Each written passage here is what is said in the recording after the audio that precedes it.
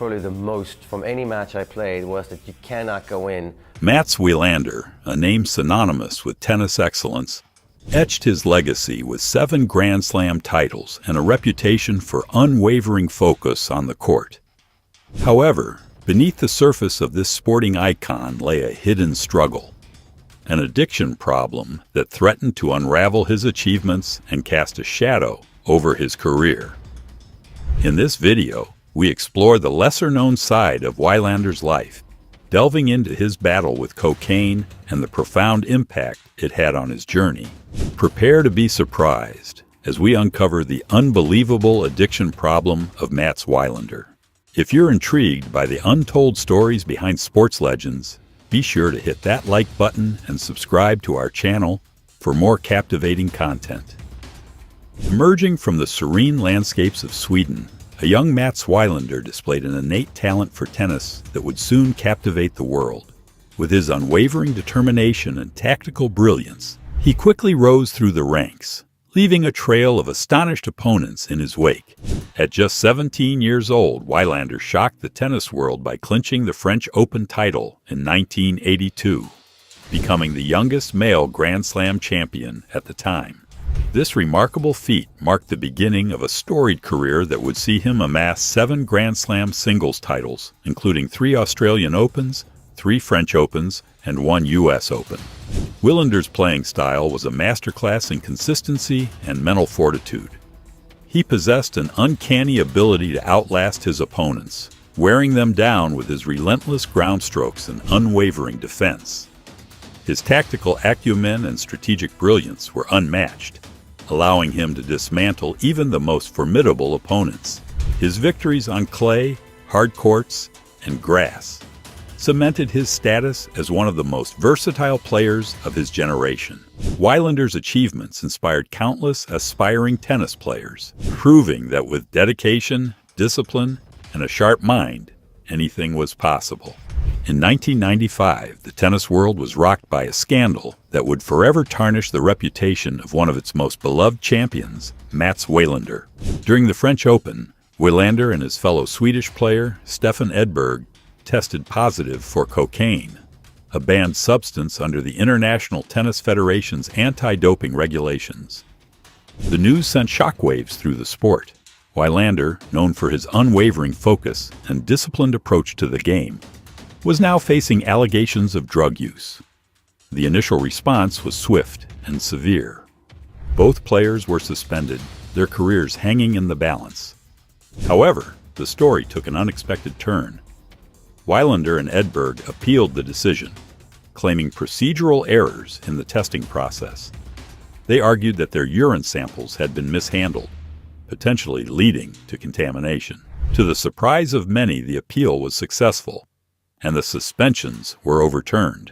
Despite being cleared of any wrongdoing, the incident left a lasting stain on Wilander's image. The mere association with cocaine use cast a shadow of doubt over his achievements and raised questions about the integrity of the sport. The scandal also highlighted the challenges faced by tennis authorities in enforcing anti-doping regulations and the potential for athletes to exploit loopholes in the system.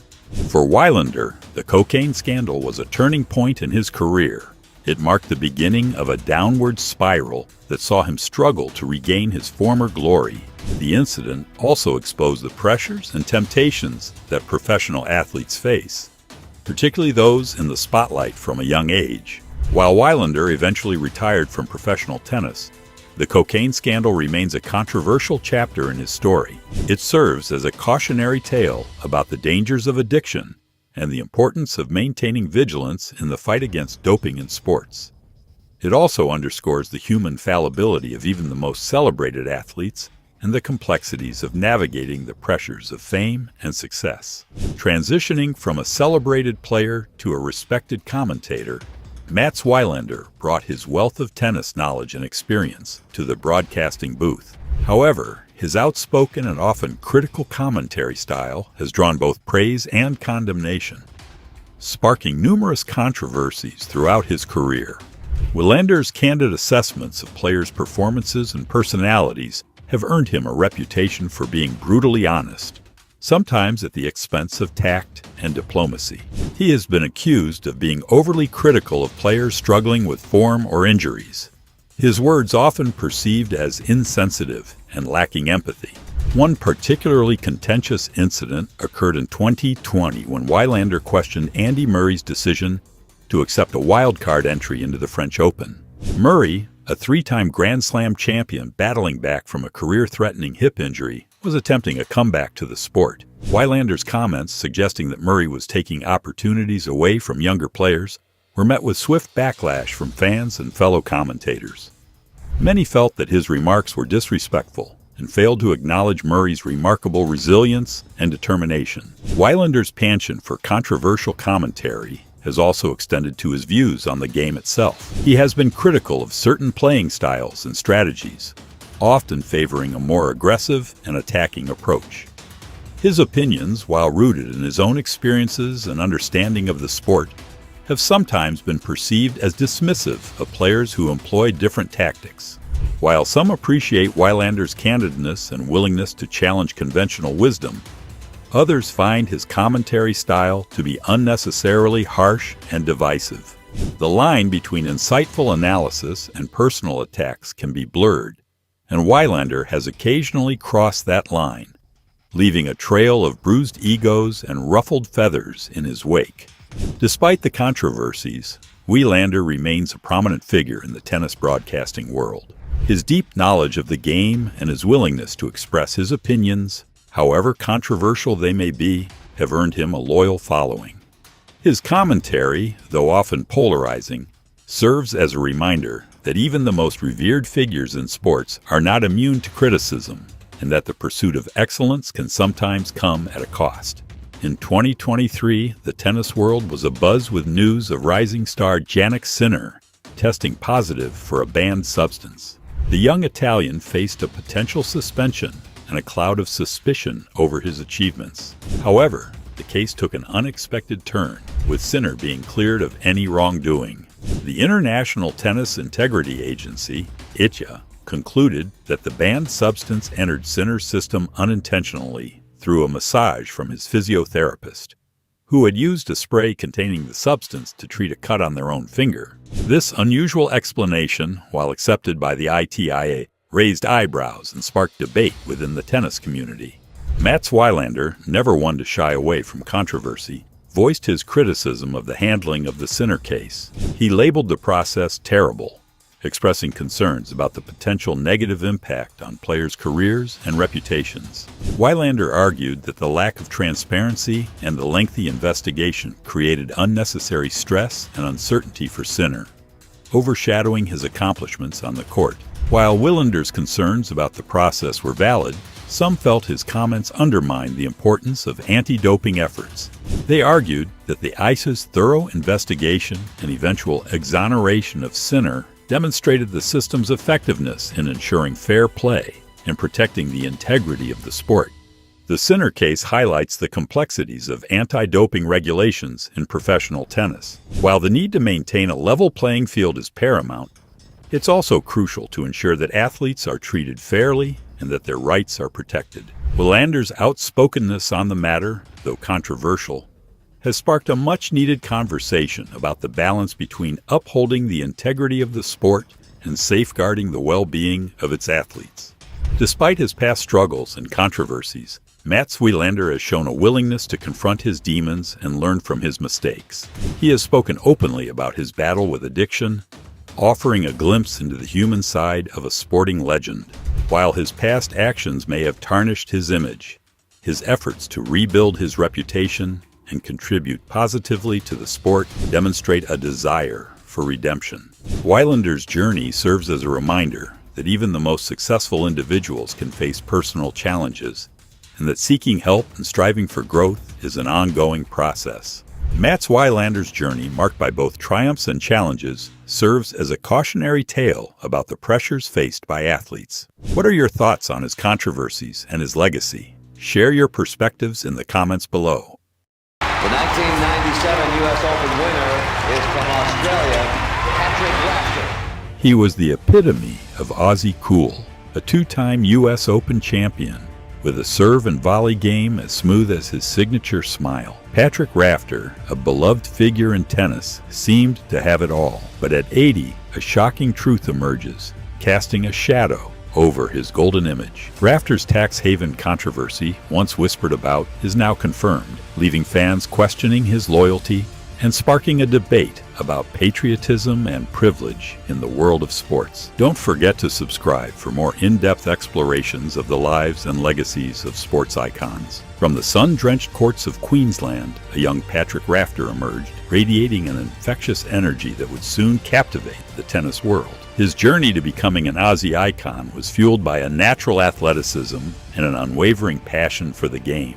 Rafter's early years were marked by a relentless pursuit of his tennis dreams. He honed his skills on the Australian circuit, his serve and volley game a whirlwind of athleticism and precision. His booming serve and lightning-fast reflexes at the net made him a formidable opponent, and his boyish charm and sportsmanship quickly endeared him to fans. His breakthrough on the international stage came in 1997 when he stunned the tennis world by capturing the U.S. Open title, defeating Greg Rusedski in a thrilling final. The following year, he defended his title, solidifying his place among the sport's elite. Rafter's impact transcended his on-court achievements. He became a symbol of Australian pride, his down-to-earth personality and genuine love for the game resonating with fans across the nation. His iconic image, complete with flowing blonde hair and a captivating smile, graced billboards and magazine covers, making him a household name. Rafter's rise to stardom was a testament to his talent, dedication, and unwavering belief in himself. He proved that an Aussie battler could conquer the world's biggest stages,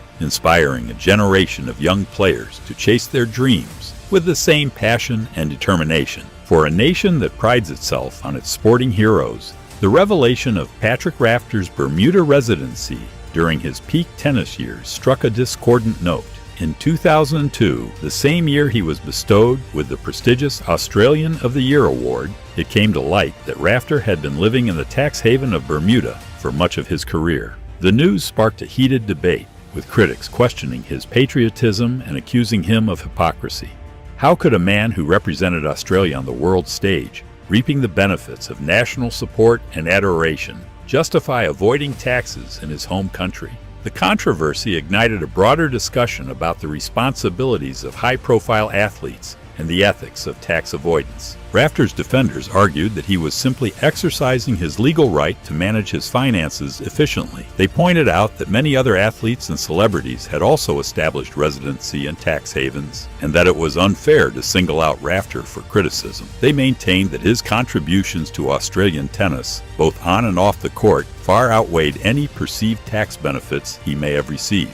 However, for many Australians, the issue was not simply about legality, but about loyalty and national pride. Rafter was more than just a tennis player. He was a symbol of Australian sporting excellence, a role model for aspiring athletes, and an ambassador for the country on the global stage. His decision to reside in Bermuda, while financially advantageous, seemed to contradict the image of the patriotic Aussie battler he embodied. The controversy surrounding Rafter's tax residency cast a shadow over his Australian of the Year award, with some calling for him to be stripped of the honor. The debate raged on, highlighting the complexities of navigating fame, fortune, and national identity in the modern era. Rafter himself addressed the controversy, acknowledging the public's concerns but defending his decision as a personal financial matter. He emphasized his love for Australia and his commitment to giving back to the community through his philanthropic work. However, for many, the damage was done. The Bermuda residency controversy had tarnished his image, leaving a lingering question mark over his legacy. The episode serves as a reminder that even our sporting heroes are not immune to scrutiny and criticism. It highlights the delicate balance between personal financial decisions and the responsibilities that come with representing one's country. Rafter's story is a cautionary tale about the complexities of fame, the challenges of navigating public expectations, and the enduring power of national pride. While the controversy surrounding his tax residency has cast a shadow over Patrick Rafter's legacy, his on-court battles with Pete Sampras stand as a testament to his competitive fire and unwavering spirit. The Rafter-Sampras rivalry, though not marred by off-court scandals, was a captivating clash of contrasting styles and personalities, fueling some of the most memorable moments in tennis history. Rafter, the charismatic Aussie with his swashbuckling serve and volley game, embodied a throwback to a bygone era. Sampras, the stoic American with his booming serve and clinical baseline play, represented the modern power player. Their matches were a captivating blend of old-school finesse and contemporary aggression, each player pushing the other to their limits. The rivalry reached its peak in the late 1990s, with several epic encounters that showcased the best of both players. The 2000 Wimbledon semifinal, a 5-set thriller that saw Sampras narrowly edge out Rafter, is widely regarded as one of the greatest matches ever played. The intensity on the court was palpable, the crowd roaring with each breathtaking rally and daring volley. Their matches were not just about athleticism and skill, they were also a battle of wills, a psychological chess match played out on the grandest stage. Rafter, known for his fiery on-court demeanor, often tried to rattle Sampras, his emotional outbursts and fist-pumping celebrations a stark contrast to the American's cool composure. While Sampras ultimately held the upper hand in their head-to-head record, winning 12 of their 16 encounters, Rafter's victories were significant and memorable. He defeated Sampras in the 1997 and 1998 U.S. Open Finals, denying the American a chance to add to his already impressive Grand Slam tally. These victories solidified Rafter's status as a legitimate contender and a worthy rival to one of the greatest players of all time. The Rafter-Sampras rivalry, though marked by intense competition, was always underpinned by a mutual respect. Both players acknowledged each other's talents and recognized the unique challenges they posed to each other's game. Their battles on the court, while fierce and unforgiving, were ultimately a celebration of the sport, a showcase of two extraordinary athletes pushing each other to their limits in pursuit of greatness. The legacy of their rivalry endures, a reminder of a golden era in tennis when two contrasting styles clashed in epic battles that captivated the world.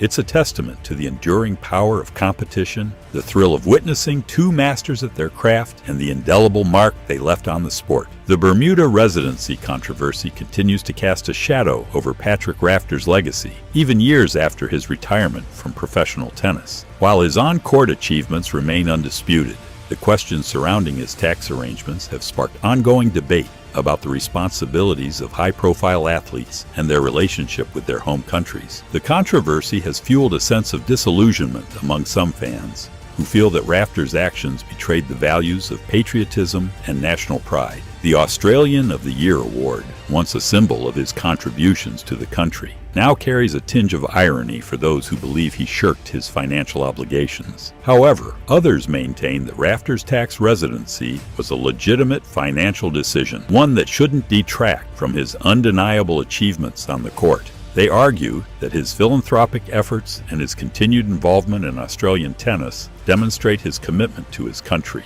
regardless of his residency status. The lingering impact of the controversy is a reminder that even the most beloved athletes are not immune to scrutiny and criticism. It highlights the complexities of navigating fame, fortune, and public expectations in the modern era. Rafter's story serves as a cautionary tale about the importance of transparency and the potential consequences of prioritizing personal financial gain over national loyalty. While the debate about Rafter's tax residence may never be fully resolved, his legacy as a tennis champion and a role model for aspiring athletes remains intact. His achievements on the court, his sportsmanship, and his dedication to giving back to the community continue to inspire. However, the controversy serves as a permanent reminder of the complexities of his career and the challenges faced by athletes in navigating the often blurry lines between personal and national interests. Patrick Rafter's legacy is a complex tapestry, woven with both triumph and controversy.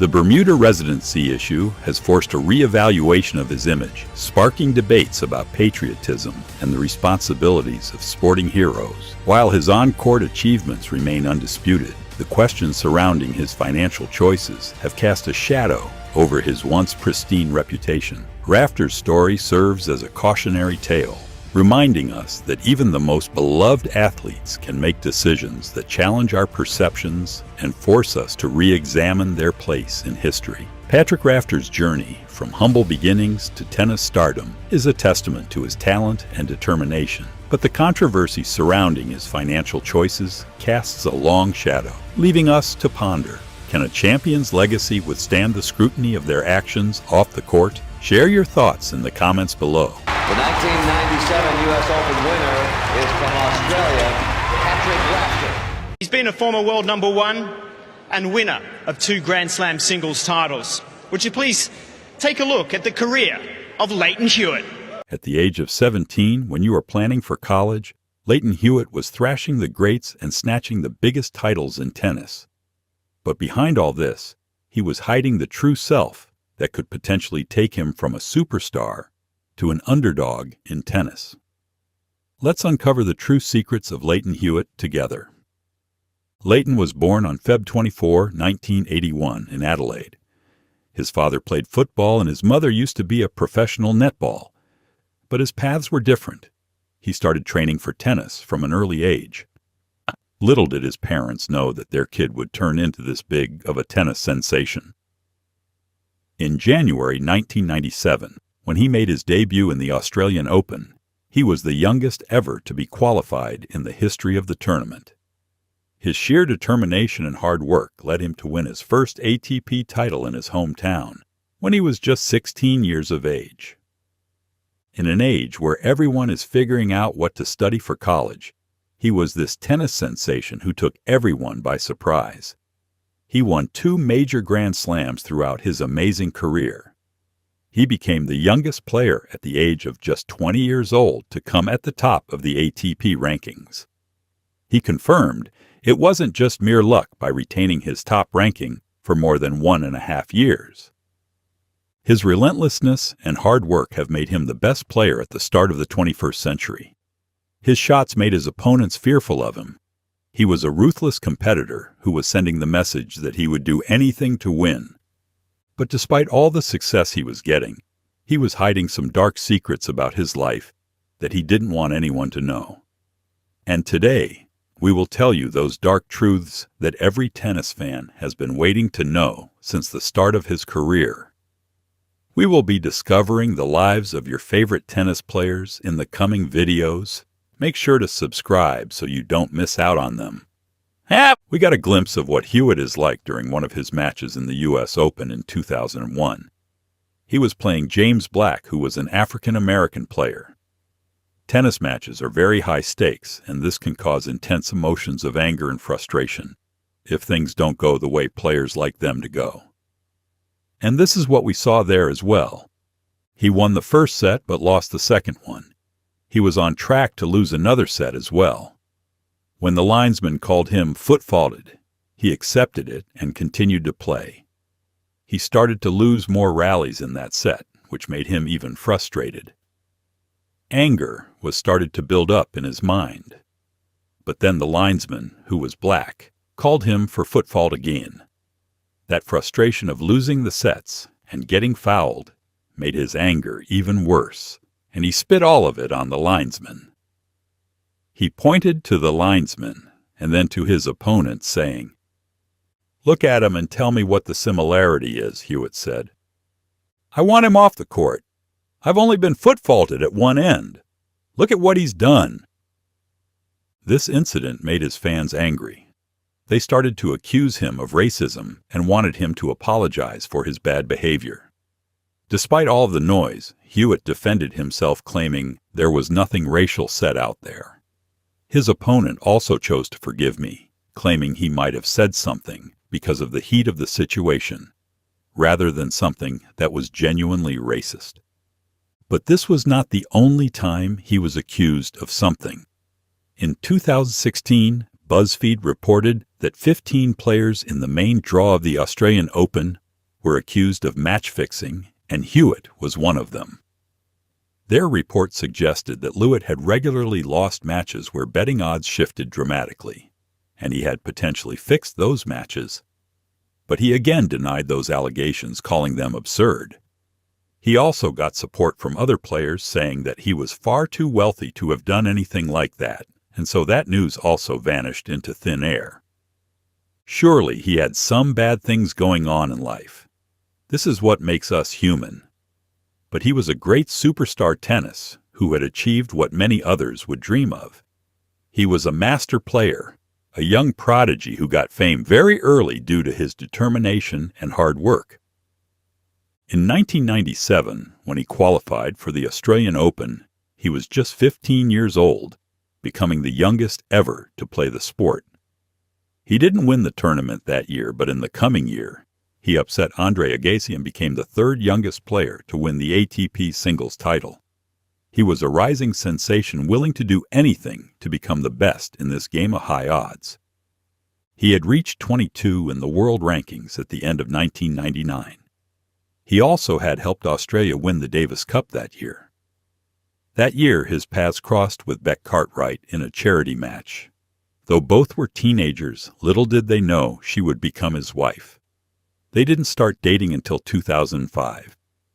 They were just 6 weeks into the process of knowing each other when they finally decided to tie the knot and get married.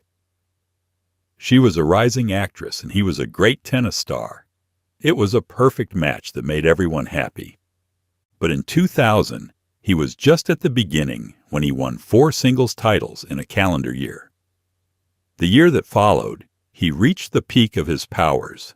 The following year, in 2001, he was at the very peak of his powers. He finally reached the #1 spot in the rankings that year and was the first Australian to claim the top spot in the tennis rankings. He was the youngest, coming in first position at just 20 years of age. His biggest success that year was finally winning a Grand Slam. In the U.S. Open, when he reached the final, he had to face Pete Sampras, who was also in his peak power at that time. But it did not affect him. Hewitt defeated him by winning 3 straight, giving him no time to breathe. This win was a testament to his wonderful ball-controlling ability. In a world where everyone hates the person who made you lose the final, his opponent couldn't stop him from praising his performance in the final. That year was by far the best year in his career. The following year didn't have a great start, but then he managed to get a 15-match winning streak that helped him to win a few singles titles. He also won his ATP Masters title that year. But the biggest thing that came for him that year was winning the crown jewel of all Grand Slams when he finally won the prestigious Wimbledon. His greatness was witnessed by everyone when he finally defeated Argentina's David Nalbandian to win the Wimbledon. He thrashed him by winning 3 straight sets. He ruled the court that day and didn't let his opponent get close to him whatsoever. One of his greatest victories was defeating Roger Federer in the final of the Davis Cup in 2003 and taking Australia to another glory. But in the later years, his performance started to plummet. He reached the quarterfinals in the Grand Slams and also the final in Wimbledon, but wasn't able to win any of them. He continued to win a few small titles in later years, but wasn't able to get any major hold-on in the Grand Slams. So in 2016, after putting on the best show, he finally decided to take on retirement. His farewell came on his home soil while playing Australian Open, where he consecutively lost 3 sets in a row. Though he lost that game, the crowd was standing and giving him the applause he deserved for his fantastic career. This moment was bittersweet for his fans who watched him from a young kid to a big superstar. But all the good things must come to an end, just like this video. I have got plenty of more stories about your favorite tennis players, but they will come at the right time. That's why you should hit that subscribe button so you don't miss when that video comes out. In the meantime, tell me in the comments which player would you want to see in the next video. Playing this tournament in, I think it was New York, and I hear I'm supposed to play this young kid that's got a lot of flair and a lot of flamboyance, and has actually played some pretty damn good tennis too. And it happened to be Vitas, and comes out and plays and actually beats me. I thought I was the young kid coming in, and all of a sudden there's this kid 2 years younger than I coming onto the tour and, competing at a high level right away. What really went down behind the scenes of tennis rebel Vitas Gerulaitis' shocking and way too soon death? He lived life on his own terms, broke all the rules, and absolutely crushed it on the court. But off it, he struggled mightily to reinvent himself. What secrets was he hiding? What is the real legacy he left behind? Born on July 26, 1954, in Brooklyn, New York, Vitas was born for greatness. His Lithuanian immigrant parents instilled in him the passion and drive that would take him to the top. But the question is, what makes a champion? Vitas grew up in Howard Beach, Queens, where he was literally a force to be reckoned with on the tennis court. Attending Archbishop Molloy High School, his talent was visibly plain. So what pushed him to play tennis full-time? Was it the thrill of victory or the agony of defeat? Vitas took a wild gamble by quitting Columbia University in the pursuit of dreams. And boy, did he deliver quite a career. Known as the Lithuanian Lion, he was a very enthusiastic player, but at heart, he was golden. But did you know that his sister, Ruta, was also a professional tennis player? Now, if I ever saw a powerful serve of sibling rivalry, that definitely would be it. Not to digress, though. In 1975, Vitas led the Pittsburgh Triangles to a very exciting championship at the Civic Arena in World Team Tennis, marking his name in the minds of all as one to be watched. He, too, had spent a brilliant time with them from 1974 to 1976, which really confirmed he was not going anywhere. And in 1977, he turned out for the Indiana Loves franchise and left his impact. And of course, who could forget the Grand Slam great Vitas? His 1975 Wimbledon men's doubles title was a showpiece of superb teamwork and tactics taken out onto the courts, with Sandy Mayer as his co-player. It was a match made in heaven, where Vitas's powerful serves were well complemented by Mayer's razor-sharp volleys. The real gem was the championship he won at the 1977 Australian Open men's singles. In an exciting ending, Vitas outmaneuvered Roscoe Tanner, champion of the earlier January tournament. It was a story of two tournaments, with Vitas coming out on top in the December clash. Vitas was a phenomenal tennis player, but dabbled in some very unforgiving substances and had his share of scandalous moments off the court. Doping wasn't such an anomaly in those times. It very nearly got Vitas thrown into the slammer, too. Before we get to that juicy bit, like, subscribe. And now let's hop onto the court. So what did Vitas believe in? First and foremost, partying. As in flying in a private jet, going to Studio 54, and hanging out with some of the biggest celebrities of the time, including Andy Warhol and Mick Jagger. He reportedly had one of the largest American Express bills in the world. Yeah, he was living large. He used to fly into tournaments surrounded by gaggles of beautiful girls and his pals. Of course, all wasn't glamour and glitz in Vitas's life. He used hard drugs to get through the pressures of his superstar life. A friend, John Lloyd, described Vitas as a social user who would party hard and subsequently punish himself by going on rigorous training. He would go on benders for weeks, then train hours a day to get in shape. Vitas was such a multi-level sort of very complex guy, despite his demons. He was a true original, a man with a heart of gold and an adventure. He dated stars of their time, such as Chris Evert, Cheryl Tiegs, and Jennifer O'Neill. One can never forget his 21st birthday party, where he invited the fans to a pajama party and ended up with lipstick on his collar. His drug habits nearly caught up with him. In 1983, a new chapter opened when there was a federal investigation into a cocaine conspiracy. A grand jury voted not to indict Vitas, though the question beckoned. What really went on? Was he involved in a plot to buy $20,000 worth of angel dust? It was closed, but the truth was still veiled. It all started with the mention of Vitas' name by a cocaine conspiracy narcotics defendant, which had triggered the investigation and brought out questions.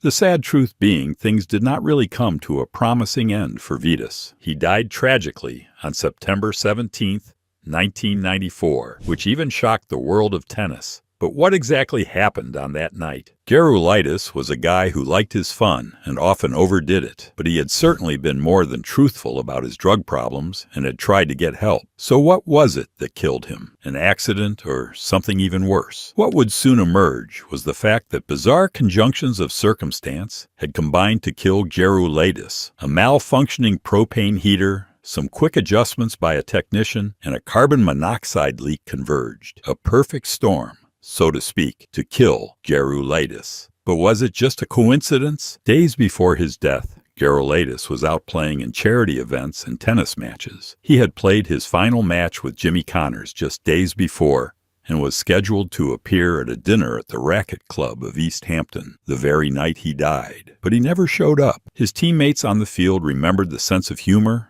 joie de vivre, and professionalism he exhibited in the game. They were also aware of his cocaine addiction problem during the late 1970s and 1980s. Was he really free from those demons? The heater had been recently adjusted by a technician just days before Gerulaitis' death. And even if an exhaust pipe had been longer, carbon monoxide would have still been drawn into the air conditioning vent. It was a ticking time bomb, just waiting to happen.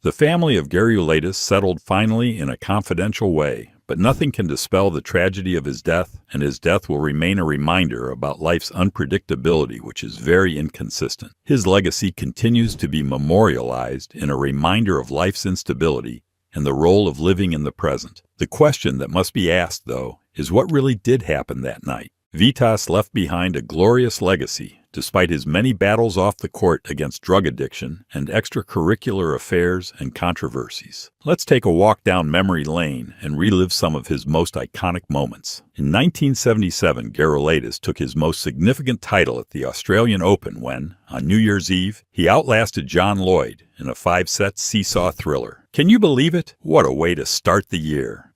In February 1981, Vitas Gerulaitis emerged as a victor in the Toronto Indoor Highly Attended Invitational Tournament. He thrashed Connors and McEnroe on his way to winning it. That's called a statement win. During his career, Gerulaitis won 25 top-level singles titles, as well as 8 doubles titles. His career-high singles ranking was world number 3, attained on February 27, 1978. Not bad for a rebel with a cause. Gerulaitis was noted for quick hands at the net and court coverage. He teamed up with Bobby Riggs in 1985 in a challenge to female players in tennis, following the famed Battle of the Sexes. Although this stunt didn't last long, it speaks much for his courage and determination. After leaving the professional tour in 1986, Gerulaitis became a great tennis commentator and coach. He even coached Pete Sampras at the Italian Open in 1994 and saw him win the title there. That's it for this one. If you enjoy tennis legends, our video on Johnny Mac is a treat.